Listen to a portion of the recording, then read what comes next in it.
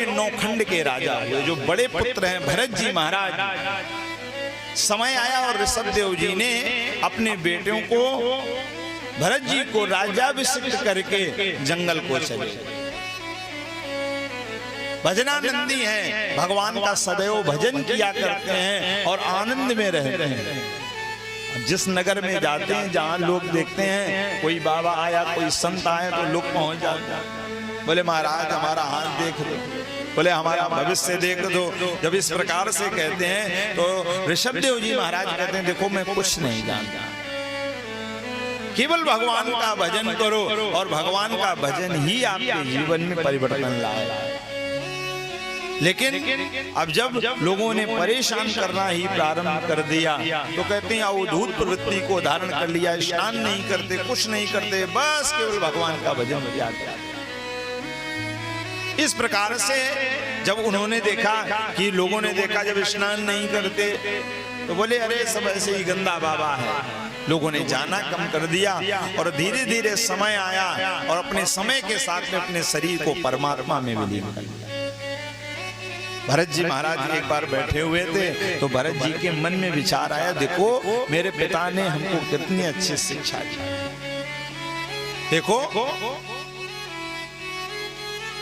मैंने अपने जीवन में क्या किया। ऐसा तो नहीं कहीं मेरा जन्म इसी मोह माया में फंस करके, बोले ना, बोले जैसा मेरे पिता ने किया वैसे ही इनके बड़े विपन्न कुटी बना करके भगवान का भजन करने लगे और भगवान का भजन करते हैं। केवल एक में बस केवल यही उनका सिद्धांत है कि केवल भगवान का भजन करो। और भगवान का जब भजन करते हैं तो एक दिन में बताते हैं 1,000 माला का जप कर लेते हैं, केवल भगवान का भजन करते हैं,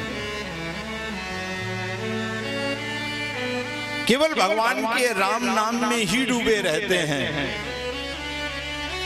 और भजन करते करते मन में ये विचार आया, देखो संसार कितना अद्भुत है।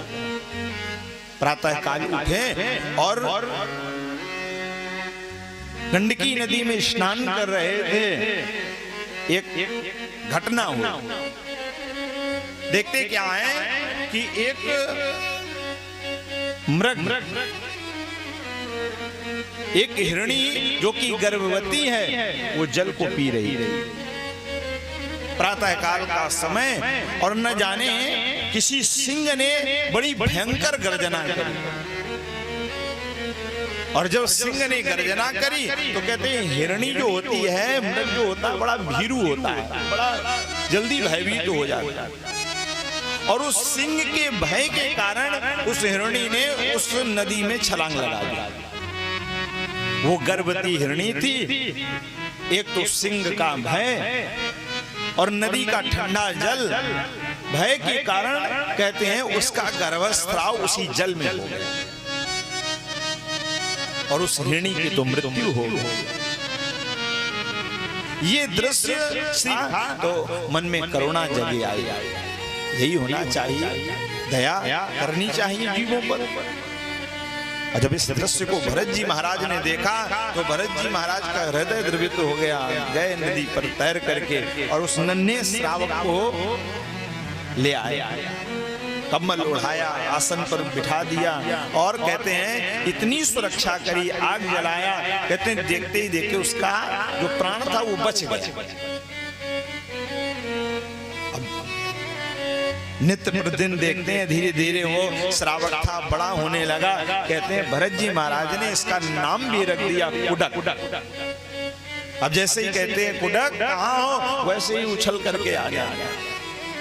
अगर वो आंखों से ओझल हो जाता ना तो भरत जी महाराज व्याकुल हो जाते, आज मेरा कुडक नहीं दिख रहा है। होता है, देखो हमारे शास्त्र कहते हैं, हमारा धर्म कहता है कि जीवों पर दया करनी चाहिए। दया सब पर करो लेकिन ममता किसी से मत करो। क्यों? बोले ममता ये बंधन का कारण बन जाती। देखो यही भरत जी महाराज के साथ में हुआ।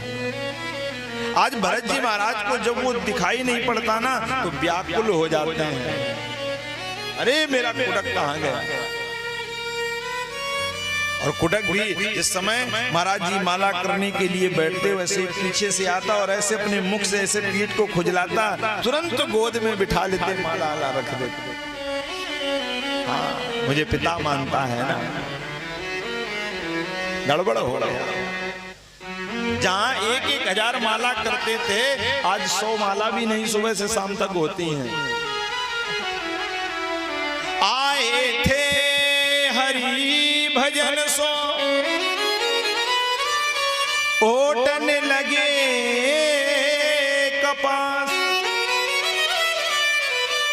अपने उस राज्य को छोड़ करके राजा थे, इसलिए आए थे भगवान का भजन करने के लिए, और आज भजन में विक्षेप हो गया। हाँ, ये ममता बहुत बंधन का कारण है। सब कहे ममता ताग बटोरी, मम पद बधाई बांध भर डोरी। ये ममता जो है ये बंधन का कारण बनती है, और आज इतना सख्त हो गए। एक बार वहीं से महाराज जी के आश्रम से हिरणों का समूह निकला, और उस नन्हे से श्रावक ने देखा कि अरे ये तो हमारे स्वजाति हैं, जाकर के उसी में सम्मिलित हो गया। लेकिन कभी कभी ये होता है कि जब दूसरे जगह से कोई आ जाता है ना तो आपस में सब प्रहार कर देते हैं। उन हिरणों ने प्रहार कर दिया कि ये तो हमारी जाति का नहीं है, कहते हैं उसको इतना प्रहार किया कि उसकी मृत्यु हो।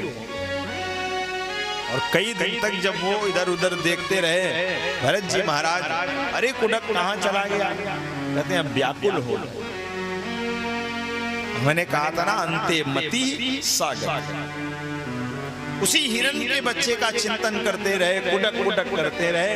कहते हैं इनकी मृत्यु हो गई और अगला जन्म जो मिला वो हिरण का, हिरण बन गए।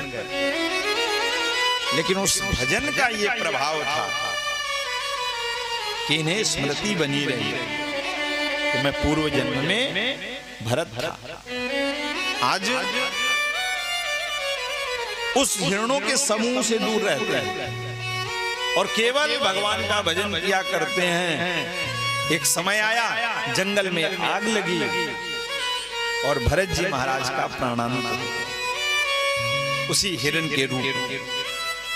पुनः इनका जब जन्म हुआ तो आंगिरस गोत्र उत्पन्न एक ब्राह्मण के घर में इनका जन्म हुआ।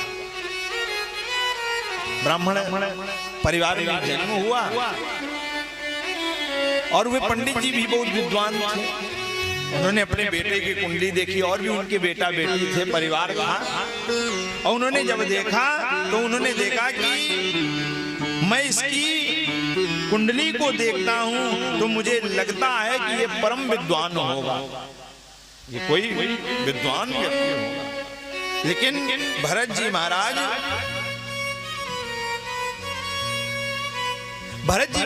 बिल्कुल बोलते नहीं, बड़े शांति प्रवृत्ति के हैं। और इनको पूर्व जन्म की स्मृति है कि यदि मैंने थोड़ी सी चूक की थी जिसके कारण मुझे हिरण बनना पड़ा, और हिरण के बाद मेरा पुनः ये मानव जन्म हुआ, और हम चाहते हैं कि अब की बार ये शरीर हमारा व्यर्थ नहीं जाएगा। कुछ भी नहीं बोलते, शांत रहते हैं, मौन रहते हैं, एकांत में रहते हैं। समय आया इनका यज्ञोपवीत संस्कार कर दिया गया। अब यज्ञोपवीत संस्कार कर दिया, पिताजी ने कहा बेटा अब तुम्हें मंत्र में गायत्री मंत्र मिल गया है, तुम्हें इसको तुम याद कर लो, और उसके बाद फिर हमें सुनाओ, फिर इसका जप करो और तुम बहुत विद्वान होगे। भरत जी महाराज सोचते हैं यदि आज हमने गायत्री मंत्र याद करके सुना दिया तो कल पिताजी कहेंगे ग्रह शांति याद कर लो, परसों कहेंगे रुद्राष्टाध्याय याद कर लो, और नरसों कहेंगे यजमान की बेटा बेटी हुआ है, जाकर के मूल शांति करवाया हो जाए। बोले ऐसा ना हो, जिस कारण से मैं बचना चाहता हूं मैं वैसे ही पुनः उसी भौर जाल में फंस जाऊं। बोले ठीक पिताजी, एक मंत्र आज 10 दिन हो गए याद ही नहीं करके सुना पाए, याद सब कुछ है लेकिन नहीं सुनाया। बोले फिर मैं वहीं विचार करते हैं कि देखो मेरी ज्योतिष कहती है कि ये परम विद्वान होगा, लेकिन इसका आचरण जड़वत है।